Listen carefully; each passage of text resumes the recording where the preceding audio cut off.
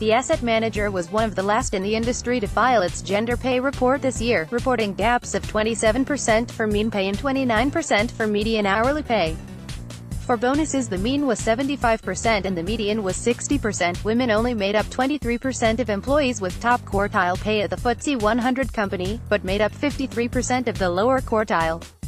Speaking at the London Business School Asset Management Conference on Thursday, Shareaction Chief Executive Catherine Howarth said they would be attending a lot of asset management AGMs to grill executives on the issue. At the Schroders AGM on Thursday, Chief Executive Peter Harrison listed the small number of job applications from women, plus the comparatively smaller number who have set the CFA qualifications as some reasons behind the lack of diversity. Shareaction appointed Representative Tom Schuler questioned Harrison over whether Schroders was making the best use of available talent, skill and competence, stating women now outperform men, quite significantly, on education and training. The key issue is not the recruitment of new graduates, but the provision of proper careers over the full professional life course, Schuler said.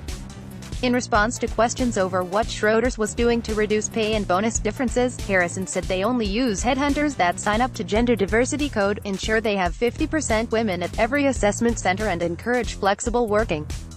Industry-wide issue. Schroders is part of a wider trend of poor gender pay figures in the asset management industry.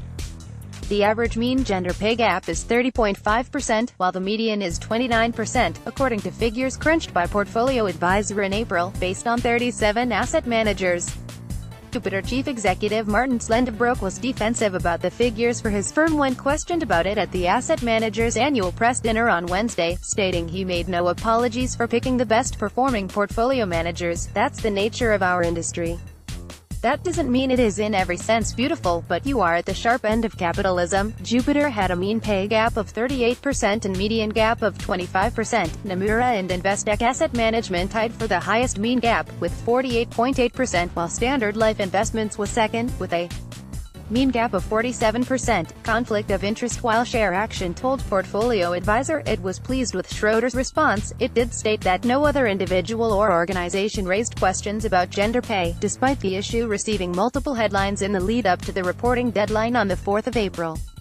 Howarth said Shareaction would challenge asset managers whether their own embarrassing gender pay figures would limit them from grilling their own portfolio companies about the issue. "We wouldn't want that because it's a really legitimate issue to be asking companies about," she said. Howarth described the gender pay gap numbers as illuminating. She said they would have never come to light without the law coming and requiring disclosure, and that similar transparency was required to keep a lid on soaring executive pay. Shareaction spoke out against sky-high executive pay packages at Persimmon's AGM on Wednesday and called for the house builder to become accredited as a living wage employer.